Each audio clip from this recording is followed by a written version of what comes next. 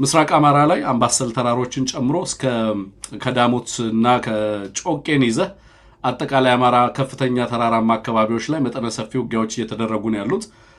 በጎጃም ከ6 ቀን በላይ አልፎታል። አሁን ደግሞ በምስራቅ አማራ እንደዚሁ በከፍተኛ ደረጃ መጀመሩን ሰምተናል። እነ ሰለሞን ይተፋ እና አድማሱ አለሙ እንደዚሁ በስፋት እየተሳተፉ ነው። ከዚህ ጋር ተያይዞ እንግዲህ የድሮን ጥቃቱ ተጠናክሮ ቀጥሏል። ንጹሃንን ቤተክርስቲያንን የሃይማኖት ተቋማትን ታርጌት ያደረጉ የገበያ ስፍራዎችን ታርጌት ያደረጉ ጥቃቶች እየተፈጸሙ ነው ያሉት። ከዛ ውጭ የከባድ መሳሪያ ድብደባው እንደዚሁ አርሶ አደራችንን ታርጌት ያደረገ ጥቃት እየተፈጸመ ነው ያለው። እነዚህን በተመለከተ እና እንቅስቃሴዎቹን በተመለከተም እንደዚሁ ሰፋ ያለ ነገር ብትነግረን ጥሩ ነው የሚሆነው። አንሙት ድሉን ወደ አንተ አመጣለሁ። መልካም እንግዲህ አንድ በተለይ እነዚህን ቦታዎች በተመለከተ አንድ ለየት ያለ ምልከታ አጋርተኸኝ ነበረ። ጠቃሚ ምልከታ ነው። ለምንድነው እነዚህን አካባቢዎች ትኩረት ያደረገው ምን ማለትስ ነው የሚለው ለኔ አሳማኝ ትርጓሜ ያለው አሳማኝ ትርጉም የሚሰጠኝ ነገር የሚያሳይ ትንታኔ ነው ያጋራኸኝ። እንግዲህ ሁለት ትርጉም አለው ነው እንደሰማነው አገዛዙ ሰሞንኛ ዘመቻዎቹን ሲያውጅ ጥናት አድርጓል፣ ኢንስፔክሽን አድርጓል፣ በተወሰነ ደረጃ ለማሰላሰል ጥረት አድርጓል። የላክልኝ ጽሁፍም ያንን የሚያመላክት ነው። ስለዚህ ሁለት ዓላማዎች አሉት ነው። አንደኛው የፋኖ ኃይሎች ስትራቴጂክ አድቫንቴጅ ከሚያገኙባቸው አካባቢዎች ማስወጣት አለብን፣ ማስለቀቅ አለብን የሚል ነው። ዝም ብሎ የጂኦግራፊ ጉዳይም ብቻ አይደለም፣ ሌላም ተጨማሪ ታሪካዊ አውድ፣ ስነልቦናዊ አውድ፣ የአማራነት የታሪክ የምልክት እነዚህን የመሰሉ አውድ ያለው ነገር እንዳለ የሚያሳይ ነው። በሁሉም የአማራ አካባቢ ውጊያዎች እየተደረጉ ቢሆንም በርከት ያሉ ጀነራሎችና መስመራዊ መኮንኖች ከፍተኛ ወታደራዊ አመራሮች ተመድበው በምስራቅ አማራና ምዕራብ አማራ ደጋማ አካባቢዎች ላይ እንዲዘመት የተደረገው ለምንድን ነው? በተለይ ደግሞ ፒክ እናድርግ ካልን የደጋዳሞትና አምባሰል አካባቢዎችን ለምን መረጣቸው የሚለውን የሚያሳይ ነው። አንደኛው እንግዲህ ሰሞኑን ስናነሳው ነበር የፋኖን ጠንካራ ይዞታዎች፣ የፋኖን ወታደራዊ አድቫንቴጅ የያዘባቸውን አካባቢዎች፣ ተራሮች፣ ከፍተኛ ቦታዎች እንግዲህ አስረስም ብሏል። ከተራሮች አወርዳቸዋለሁ ብሎ ወደ ጥልቁ ወረደ ነው ያለው። ከተራሮች የማውረድ የሚለው ሐሳብ በአስረስም ተጠቅሷል ማለት ነው። በዚህ ትንታኔም እንደዛ ነው የተቀመጠው። ስለዚህ ምን ማለት ነው? እነዚህ ኮማንዲንግ ሃይትስ የሚባሉት ዋንኛ የማዘዣ ጣቢያዎች ወይም ዋንኛ ወታደራዊ አድቫንቴጅ የያዘባቸው አልደፈር ያሉ ቀጠናዎች ላይ አልደፈር ያሉ አካባቢዎች ላይ ገብቶ ፋኖን ከዚያ በማስወገድ ከዚያ በማስወጣት ሊይዘው የፈለገው ሊያረጋግጠው የፈለገው ነገር አለ። አጠቃላይ እዚህ ላይ ያለው ግብ ከነዚህ አካባቢዎች በማስወገድ በማስለቀቅ ለቀጣይ ዘመቻዎቹ ለሰሜን ዘመቻዎቹ ምቹ ሁኔታ መፍጠር ነው። ነገር ግን እነዚህን አካባቢዎች ማስለቀቅ ማለት ምን ማለት ነው? እነዚህ አካባቢዎች ምን ስለሆኑ ነው? በአንድ በኩል ኦኬ ወታደራዊ አድቫንቴጅ ወታደራዊ ጠቀሜታ ያላቸው ናቸው። ፋኖ አላስደፍራቸው ያሉ ቀጠናዎች ናቸው። ስለሆነም ያገዛዙ ኃይል በተደጋጋሚ ሽንፈት የገጠመበት ሽንፈት ያገኘባቸው አካባቢዎች ናቸው።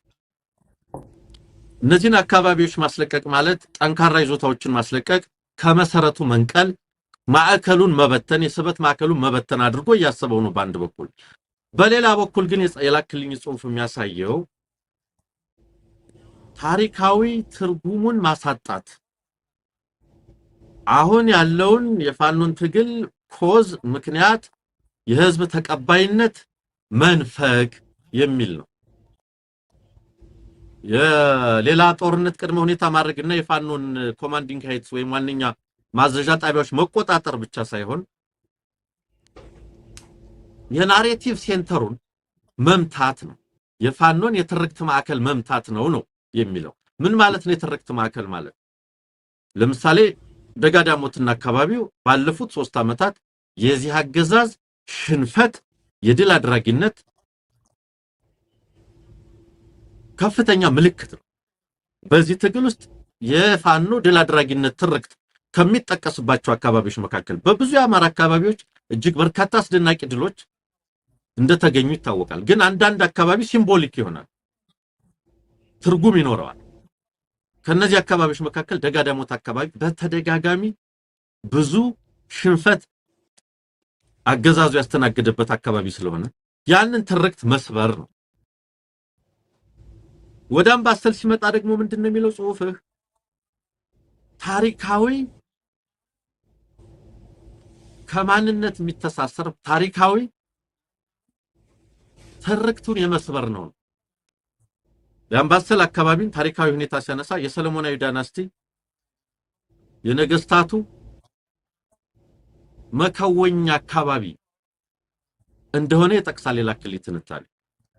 ስለዚህ ከዚያ ሰለሞናዊ ዳይናስቲ ከዚያ የኢምፔሪያል ፕሪዝን ኢምፔሪያል ትሬዠሪ የመነጠል የድል አድራጊነት የአይበገሬነት በእነዚህ አካባቢዎች ላይ የመገኘት ታሪካዊም አውዱን ወቅታዊ የድል አድራጊነት ስነልቦናውንም የመስበር ፍላጎት እንደሆነ ነው የሚያሳየው። ስለዚህ የፋኖን የሎጂስቲክስ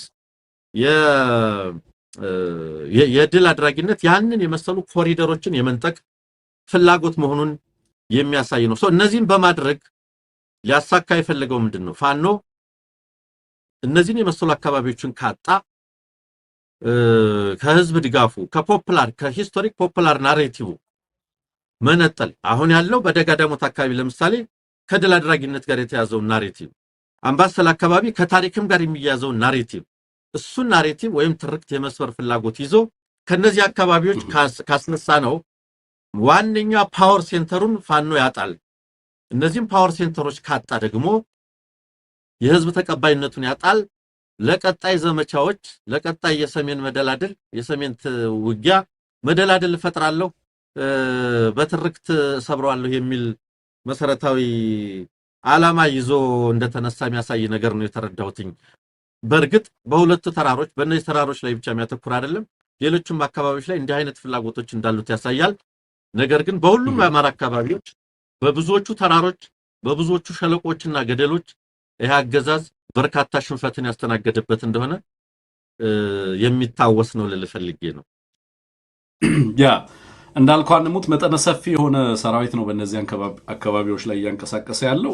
እየሰጠነ ያለነው ትርጉም ወታደራዊ ትርጉም ብቻ አይደለም ነው። ወታደራዊ ትርጉሙ እንግዲህ በተደጋጋሚ ሰሞኑን ስናነሳው ከነበረው ነገር አንፃር እነዚህን አካባቢዎች የሚጠቀማቸው እንደ ሬር ቤዝ ነው።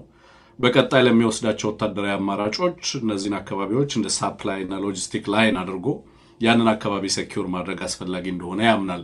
አለበለዚያ ኋላውን ክፍት አድርጎ ሊሄድ የሚችልበት ርቀት ከባድ እንደሆነ ከፊትም ከኋላም ሊገጥመው የሚችለውን ወታደራዊ አደጋ በከፍተኛ ደረጃ ስጋት አድርጎ የወሰደ መሆኑን እና ይሄንን አካባቢና በዚህ አካባቢ ላይ ተራቁቶ ትግራይ ላይ እና ከፊት ጦርነት ሊጀምር የሚችልበት እድል እንደሌለ በጣም ተገንዝቧል።